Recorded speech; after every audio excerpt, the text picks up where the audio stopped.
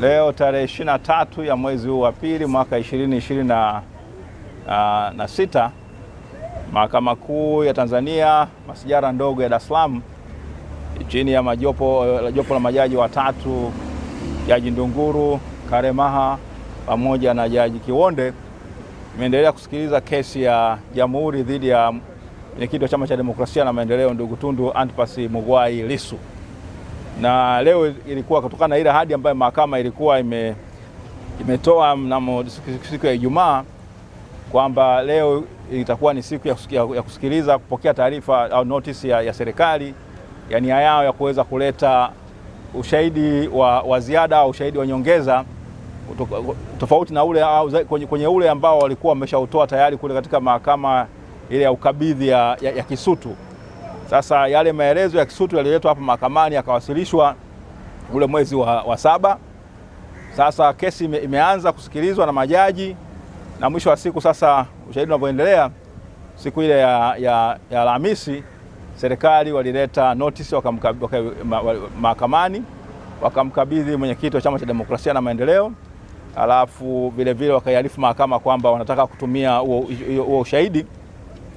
Lakini ambacho baada ya mwenyekiti kupitia ile notice alikagundua kwamba yule ambaye anatakiwa kutoa ushahidi wake, ile notice inamhusu yule mtu ambaye tayari alishawasilisha ushahidi wake katika mahakama ya ukabidhi au ile mahakama ya hakimu mkazi pale Kisutu inapokuwa na madaraka ya ukabidhi.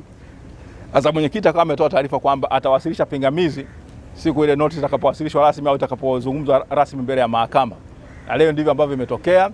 Leo serikali wameweza kuwasilisha rasmi hiyo mbele ya jopo la majaji hiyo notice na kuanza kuizungumzia lengo lao.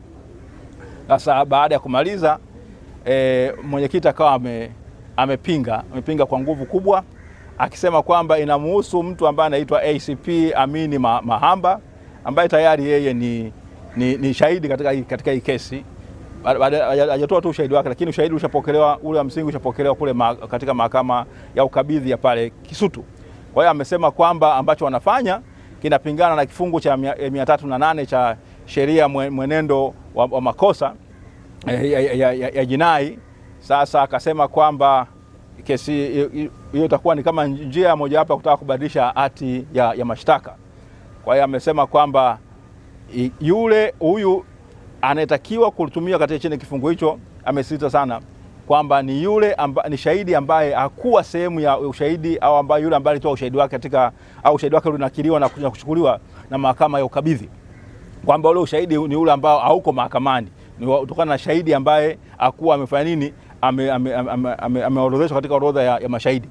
Upande wa serikali umepinga kwa nguvu kubwa, unasema kwamba una haki ya kutumia hicho kifungu, kwamba kinaendana au kinarandana na kifungu cha 263 kifungu kidogo cha pili cha sheria ya makosa ya jinai, ya mwenendo wa makosa ya jinai, na vile 308. Kwa hiyo wakasema kwamba hakuna kitu kipya pale, kwamba tu ni shahidi tayari, wana lengo la kuweza kufanya nini, kuwasilisha tu nyaraka ya ziada, sio shahidi mpya. Wao lengo lao ni kuwasilisha nyaraka ya ziada ambayo inahusika na matukio ambayo yametokea wakati na baada ya uchaguzi wa mwaka wa 29 mwezi wa 10 mwaka 2025. Katika majibu yake ya kumalizia au ya mabezo, mwenyekiti wa Chama cha Demokrasia na Maendeleo ndugu Tundu Antipas Lissu amesema kwamba hapana, anayetakiwa kutoa ushahidi katika kifungu cha 308 ni yule ambaye hakuwa shahidi ambaye ameorodheshwa katika mahakama ya ukabidhi.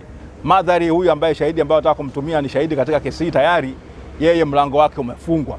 Kwa hiyo amesema kwamba mahakama isikubali, kwa sababu ikikubali itasababisha lile sanduku la Pandora au sanduku la mizimu na wadudu mbalimbali kufunguka. Kwa hiyo mambo mengi ambayo yasiohusika, ikiwemo na yale yaliyotokea na mauaji ambayo yalitokea tarehe 29 mwezi wa 10 yatazungumzwa na mahakama. Lakini mkumbuke kwamba chaji yake au mashtaka yake yanahusiana na ile kauli aliyotoa tarehe 3 ya mwezi wa 4 mwaka 2025, ambayo kwamba alisema pamoja na mambo mengine kwamba tutazuia uchaguzi na tutakinukisha.